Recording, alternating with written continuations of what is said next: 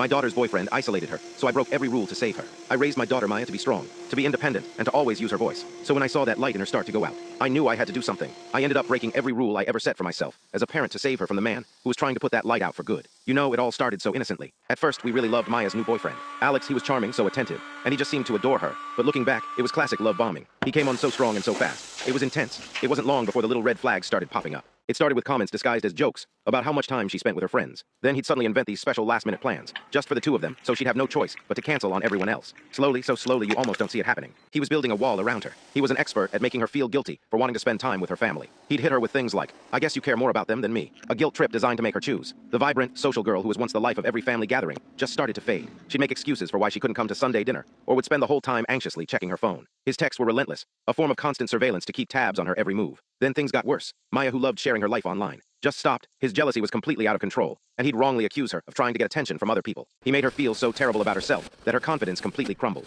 My happy, bubbly girl disappeared. In her place was this young woman who was constantly anxious, always walking on eggshells to avoid upsetting him. We tried talking to her, but she would just defend him, saying he was only protective because he loved her so much. He had convinced her that he was the only one who truly cared, a common way of users deep in the isolation. We felt so helpless. The more we gently tried to point out the unhealthy signs, the more she pulled away, and the more we feared he would cut us off completely. We felt like we were losing her. The breaking point for me was my brother's annual summer barbecue. For weeks, we weren't even sure if Maya would show up. When she did, Alex was glued to her side. Like a shadow, he spoke for her, answered questions, directed asterisk at her asterisk, and even physically pulled her away when she started a conversation with a male cousin. He was openly controlling her in front of all of us. My heart was pounding in my chest. I saw the fear in my daughter's eyes every single time she glanced at him. I saw her vibrant spirit trapped behind a mask of compliance. I know confronting an abuser can be risky, but seeing her so broken, I just couldn't stay silent anymore. In a quiet moment, I walked right over to them. I took a deep breath and looked my daughter in the eye. My voice was shaking, but I held it as steady as I could. "Maya," I said, "I have to say something because I'm scared. We are all so scared for you. When I see him speak for you, and when you flinch when he touches your arm, it breaks my heart. This isn't love. This is control. We miss you. We love you, and we are right here." You could have heard a pin drop.